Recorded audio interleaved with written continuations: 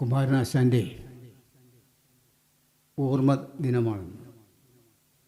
ആശാനെക്കുറിച്ച് ഓർക്കുമ്പോൾ അഭിവന്ദ്യനായ സച്ചിദാനന്ദ സ്വാമിയുടെ തുടക്കം തന്നെ ഒരു മുഴക്കമായി ഇപ്പോഴും ഈ ചെറിയ ഹാളിൽ അലയടിക്കുന്ന എനിക്ക് തോന്നുന്നു.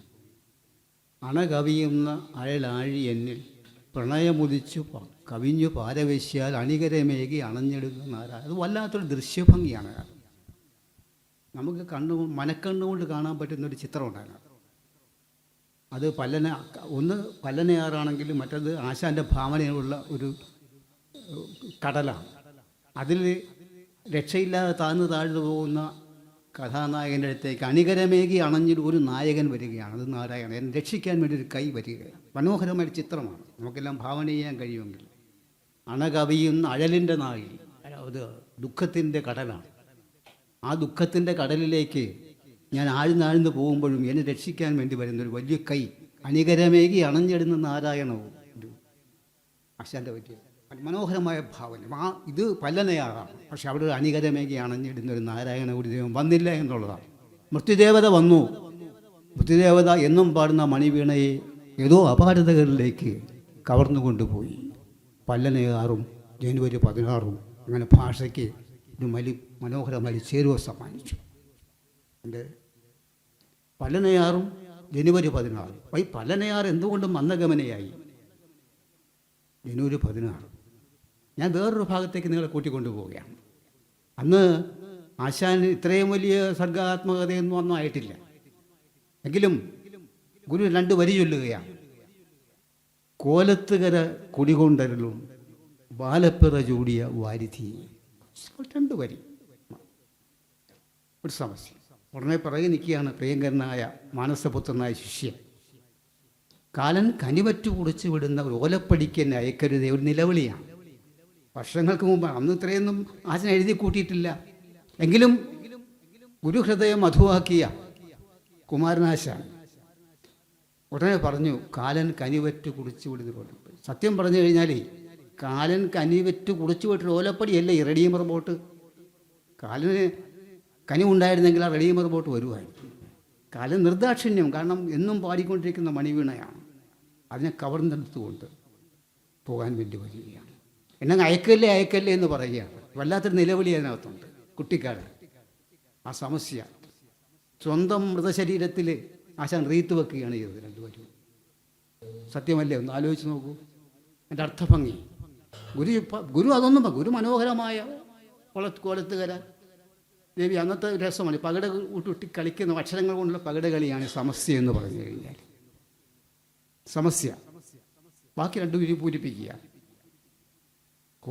കോലത്തുകര കുടികൊണ്ടരലും ബാലപ്പിറ ചൂടിയ മനോഹരമായൊരു പദമാണ്. അപ്പോഴും പറയണം, തൊട്ടടുത്ത് നിൽക്കുന്ന ശിഷ്യൻ പറയാണ്, കാലൻ കരിവറ്റു കുടിച്ചു വിടുന്ന ഒരു ഓലപ്പടിക്കെന്നെ അയക്കരുതേ. അത് സ്വാമി ചൊല്ലിയതുമായിട്ട് ഞാൻ ചേർത്ത് വെച്ച് വായിക്കുകയാണ്. അണകവിയും അഴലാഴി ആഴുമെന്നിൽ പ്രണയം ഉദിച്ചു കവിഞ്ഞു പാരവശ്യാൽ അണികരമേകി അണഞ്ഞിടുന്ന നാരായി. പക്ഷെ ഞാൻ താഴ്ന്നു പോകാൻ പാരാവാരത്ത് പല്ലനയാറല്ല, കടലാണ്. സ്നേഹപ്പരപ്പിൻ്റെ കടലല്ല, അഴലിഴുമാഴിയാണ്. അവിടെ നാരായണ ഗുരു എന്നെ വന്ന് രക്ഷിക്കും എന്നുള്ള സകലം ആരും രക്ഷിച്ചില്ല.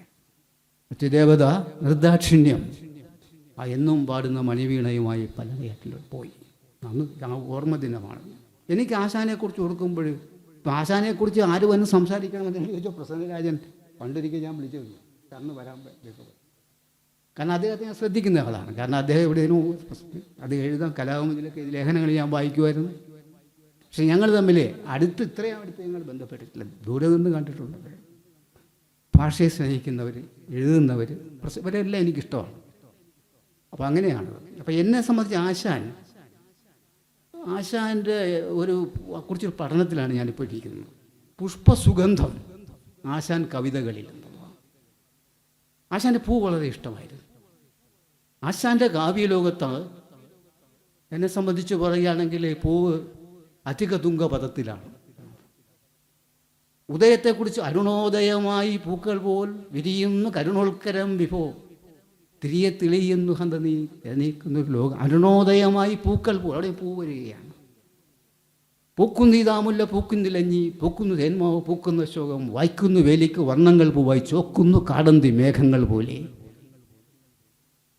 അത് സച്ചിദാനന്ദ സ്വാമി അതിനെ ഗുരുദേവൻ മെല്ലെന്ന് തെക്കുന്ന് വീശുന്നു വായു സ്വാമി പറഞ്ഞ അത് ഗുരുദേവ ദർശനത്തെക്കുറിച്ച് പറഞ്ഞതാണ്.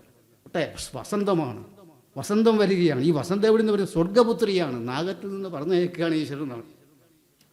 നാഗത്തിൽ നിന്ന് സ്വർഗത്തിലോ നാഗം ഇപ്പം ദ്വിതീയാക്ഷരപ്രാസമാണ്. നാഗം ലോകം, സ്വർഗപുത്രിയാണ് ഈ വസന്തം. എന്നിട്ട് പറയാണ് ഈ കൊല്ലത്തോട് ഞാൻ നമിക്കുകയാണ്, പോകല്ലേ പോകല്ലേ പുക്കാലമേ, നീ ഒരിക്കലും പോകരുത്. ആശൻ ഓമല എന്ന് വിളിച്ചിട്ടുള്ളത് ഒന്ന് വസന്തത്തെയാണെങ്കിൽ ഒന്ന് പ്രഭാതത്തെയാണ്. ഈശ്വരൻ എന്ന കവിതയിൽ എന്നെ അത്ഭുതപ്പെടുത്തുന്നു. ഓമൽ പ്രഭാത രുചി. ഞാൻ ഞങ്ങളുടെ ലേഖനം പണ്ട് 20 കൊല്ലം മുമ്പ് ഒരു ലേഖനം ശിവഗിരി മാസി എഴുതിയിരുന്നു. ഓമൽ പ്രഭാത രുചി. ഒരു കവിയും ഇതുവരെ പ്രഭാതത്തെ ഓമലയെന്ന് വിളിച്ചിട്ടില്ല, വേറെ പലതിനെ വിളിച്ചിട്ടുണ്ട്.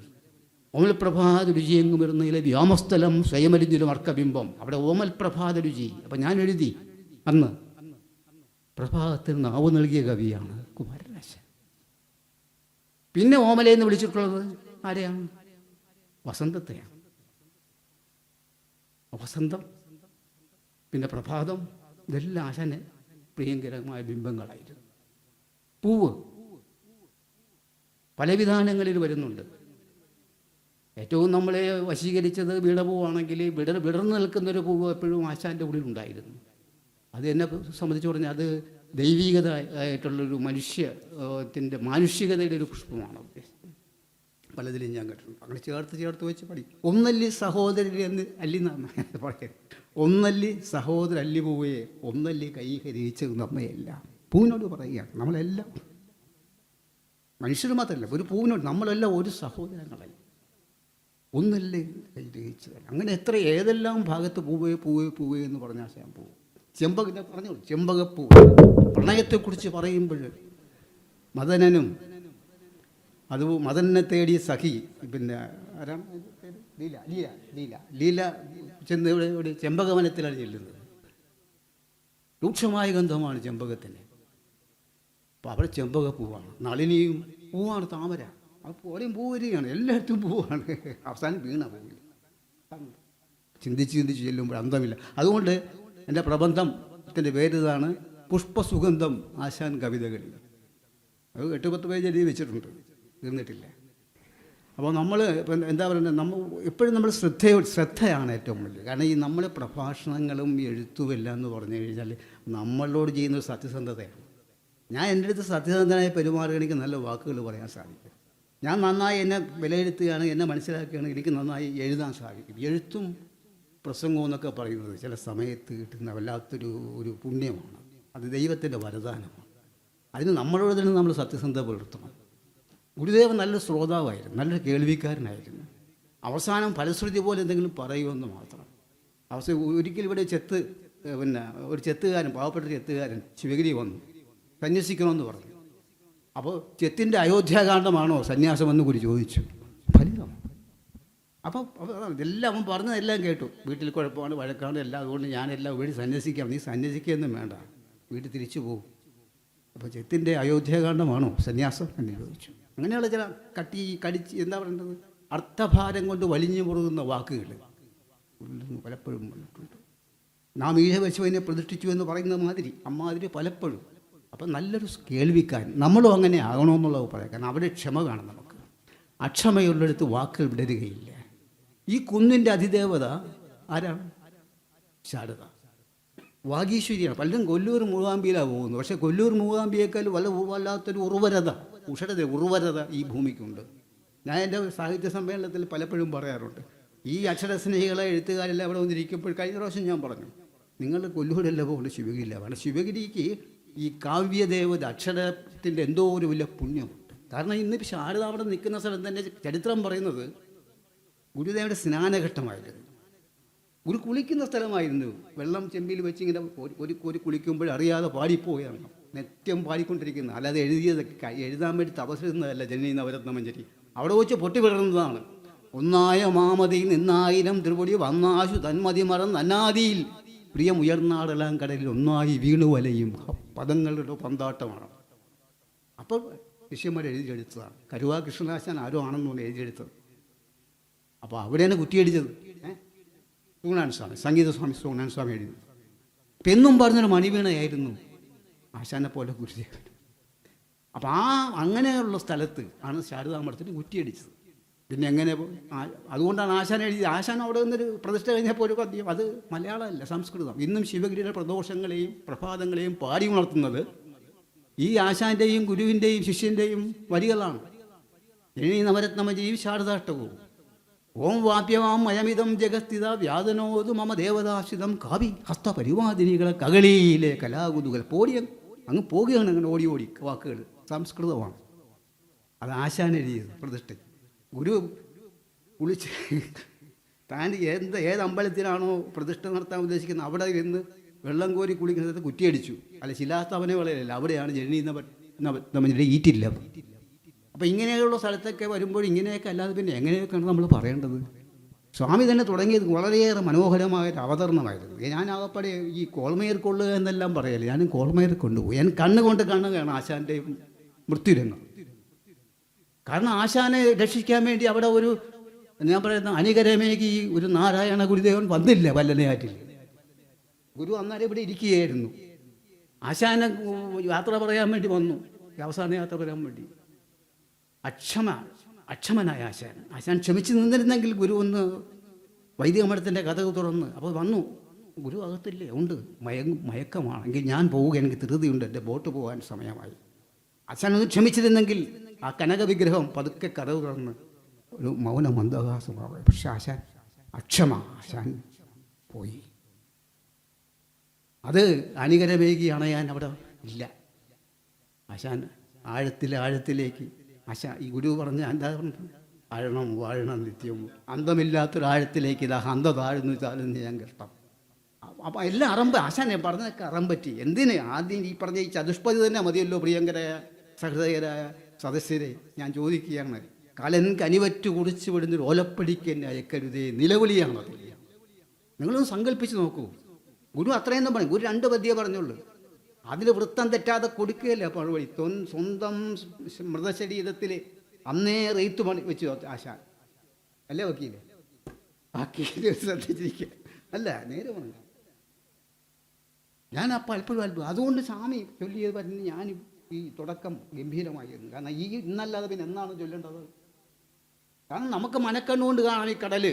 കാരണം കടലിനെ സ്നേഹിച്ചുള്ള ആളായിരുന്നു കുമാരനാശാൻ. ആശാൻ കടൽ ഇഷ്ടമായിരുന്നു.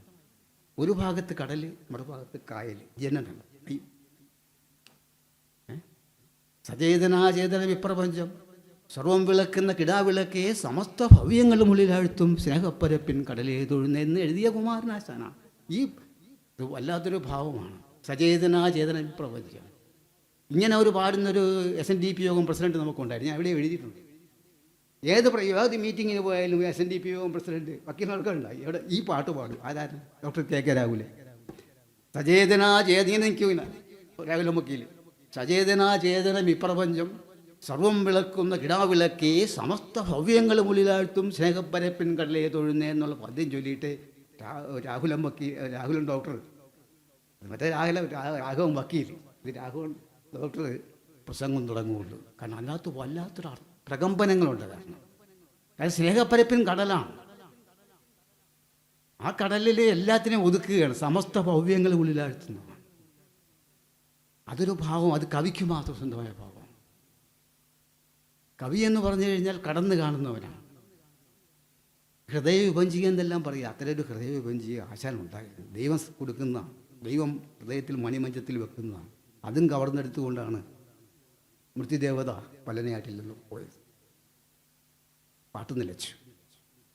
വയലാർവാടിയിലെ പല്ലനയാറ്റിൽ നിന്നും മുഴങ്ങുമോ പല്ലവി കേട്ടു ന്യായാസനങ്ങൾ മാറ്റുവീൻ ചട്ടങ്ങളെ സ്വയം അല്ലെങ്കിൽ മാറ്റുമതികൾ. പക്ഷെ അങ്ങനെയൊക്കെ പാടിയാണ്. പക്ഷേ ആശാന്റെ കാവ്യാംഗന എന്നെങ്കിലും നമ്രമുഖിയായിട്ടുണ്ടെങ്കിൽ അത് ഗുരുസ്തവത്തിന് മുന്നിൽ. ആശാന്റെ ഗുരുസ്തവം എഴുതിയപ്പോൾ ആശാന്റെ കാവ്യാംഗന ഉന്നത ശിരസ്കയായിരുന്നില്ല, നമ്മുടെ ശിരസ്കയായിരുന്നു, കണ്ണീർ വാർക്കുകയായിരുന്നു. മാറ്റുവീൻ ചട്ടങ്ങളെ സ്വയം അല്ലെങ്കിൽ മാറ്റുമതികളിൽ നിങ്ങളെത്താണെന്ന് പറയുമ്പോൾ അവൾ ഉന്നത ശിക്ഷയെ, അവൾ തല ഉയർത്തി നിൽക്കുകയായിരുന്നു. പക്ഷേ ഗുരു നാരായണമൂർത്തി എഴുതിയപ്പോൾ അവൾ കണ്ണീർ, ഭക്തി കൊണ്ട്, സമർപ്പണം കൊണ്ട് ആ കാവ്യാംഗന കണ്ണീർ വാർക്കുകയായിരുന്നു.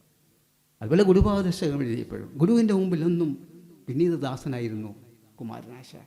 ആ വിനീത ഭാവമാണ് വിവേകത്തിന് വഴി. ഒരു കാര്യം ഞാൻ പറയട്ടെ, വിവേകം എന്ന് പറയുന്ന വിവേകത്തിൻ്റെ പെറ്റമ്മ ആരാണ്? വിവേകത്തിൻ്റെ പെറ്റമ്മ ആരാണ്? വിവേകത്തിൻ്റെ അച്ഛൻ ആരാണ്? ഉലയാത്ത വിശ്വാസം. അതുപോലെ തന്നെ സുതാര്യമായ അനുഭവ സമ്പത്താണ് വിവേകത്തിൻ്റെ പിതാവ്. വിവേകോദയം തന്നെ എന്ന ഒരു പത്രം തന്നെ ആദ്യം തുടങ്ങുമ്പോൾ SNDP മുഖത്തം അത് ആശാൻ ഈ വിവേകത്തെ ഉള്ളിൽ ആലോചിച്ചു. വിവേകഭാസുരമായിരുന്നു മനസ്സായിരുന്നു ആശാൻ്റെ. വിവേകാനന്ദനുള്ള സ്നേഹം കൊണ്ടല്ല ഞാൻ പറയുന്നത്, വിവേകഭാസുരമായൊരു മനസ്സായിരുന്നു. അതുകൊണ്ടാണ് വിവേകത്തിൻ്റെ പെറ്റമ്മ, വിവേകത്തിൻ്റെ പിതാവ്. സുതാര്യമായ അനുഭവ സമ്പത്താണ് വിവേകത്തെ കൈപിടിച്ച് നടത്തുന്നത്. അപ്പം അത്തരം ഒരു വിവേകഭാസുരമായ മനസ്സിൽ നിന്നാണ് ചിന്താവിഷ്ടയായ സീതയും ദുരവസ്ഥയും ചണ്ടാല ഭിക്ഷുകയും എല്ലാം വന്നത്. കാരണം ആശാൻ്റെ ഉള്ളത് എന്നും എന്താ പറയുക, അക്ഷരങ്ങളുടെ നർത്തനവേദിയായിരുന്നു. സമയം അധികം 12 മണിയോടെ എടുക്കുകയാണ്. എനിക്കിത് ഇനിയും കുറേ പറയണമെന്നൊക്കെ ഉണ്ട്. കാരണം ആശാൻ ഞാൻ നേരത്തെ പറഞ്ഞതുപോലെ പ്രകൃതിയെ വളരെ സ്നേഹിച്ച ആളാണ്. ചിന്തയാമണി മന്ദിരമാണ് ആശാൻ എന്നും തൊഴുതു മടങ്ങുന്നൊരു മന്ദിരം. ആശാൻ എപ്പോഴും തൊഴുതു മടങ്ങുന്നൊരു അമ്പലമാണത് ചിന്തയാമണി മന്ദിരം. അത് ചന്തമേറിയ പൂവുണ്ട് അവിടെ. പൂവ് എല്ലായിടത്തും പൂവൊന്നുമില്ലല്ലോ, എല്ലായിടത്തും വരുന്നു. ചന്തമേറിയ പൂവിലും ശബളാഭമാം ശലഭത്തിലും സന്തതം കരതാരി എന്നൊരു ചിത്രചാതുരി കാട്ടിയും ഹന്തചാരു കടാക്ഷമാലകൾ അക്കരശ്മിയിൽ നീട്ടിയും ചിന്തയാമണി മന്ദിരത്തിൽ വിളങ്ങുമീശന വാഴ്ത്തുകയും. നമുക്ക് എന്നും തൊഴുതു മടങ്ങേണ്ട അമ്പലമാണ് ചിന്തയാമണി മന്ദിരം. അവിടെ പൂവുണ്ട്, ശലഭമുണ്ട്, സൂര്യനുണ്ട്, അരുണകിരണങ്ങൾ എല്ലാം ഉണ്ട്, എല്ലാം ഉണ്ട്. എങ്കിലും എന്നും ആശാൻ, ഞാൻ പറഞ്ഞില്ലേ, ആശാൻ പോയെങ്കിലും നമുക്ക് ആശാനെ എപ്പോഴും ഓർത്തുകൊണ്ടേ ഇരിക്കാം. കാരണം നമ്മുടെ എല്ലാം പ്രഭാതങ്ങൾ കൂടുതൽ ചാർജ് നൽകും. ഇന്നിവിടെ കൂടിയിരിക്കുന്നവർക്കെല്ലാം നിങ്ങളെ മൊബൈൽ ചാർജ് ചെയ്യുന്നത് പോലെയാണ് സത്യം പറഞ്ഞു കഴിഞ്ഞാൽ. ഈ സ്മരണ അങ്ങനത്തെ ഒരു ഇതാണ്. നല്ല ഒരു യശസ് ശരീരമാണ്. യശസ് ഉപേക്ഷിച്ചവർ പോയവരാണ്, കഥാവിശേഷവരാണ്. അപ്പം അങ്ങനെ യശസ് അവരുടെ സ്മാരക വരുമാറ് വിധം വികാരവും വരുമാറില്ലാറ് വിന്നിതിന് ഒരുവാമിടവിട്ടു ഉടൽ വെട്ടി കീർത്തിയാൽ ഒരുവാർ നിങ്ങനെ കമ്പ നിന്നിടും. കാരുണ്യശാലികൾ പൂവിനെയും പുല്ലിനെയും പുഴുവിനെയും പുഴയെയും ആഴിയെയും ഒക്കെ സ്നേഹിച്ചവരാണ്. അവർക്ക് സ്മാരകങ്ങൾ ഇവിടെ ഉയർന്നുകൊണ്ടേയിരിക്കും. കാരണം അവരിവിടെ ഉണ്ട്. ഇവിടെ ഈ സകല ചതേചനാചേതന വിപ്രപഞ്ചം എന്ന് ആശാൻ പറഞ്ഞില്ല, എല്ലാത്തിലും ഉണ്ട്. അചേതനങ്ങളിലും എല്ലാത്തിലും ഉണ്ട്. പുല്ലിലുണ്ട്, പൂവിലുണ്ട്, മഞ്ഞിലുണ്ട്, എല്ലാത്തിലും ഉണ്ട്. അതുകൊണ്ട് ഇന്നത്തെ ദിവസം നാളത്തെ ശനിയാഴ്ചയിലേക്ക്, നാളത്തേക്കൊരു 17 പോകാൻ നമുക്ക് വേണ്ട കരുത്തും ഓജസ്സും ഊർജ്ജവും തരട്ടെ എന്ന് പ്രാർത്ഥിച്ചുകൊണ്ട് എൻ്റെ വാക്കുകൾക്ക് ഞാൻ വിരാമമിടുന്നു. നന്ദി, നമസ്കാരം.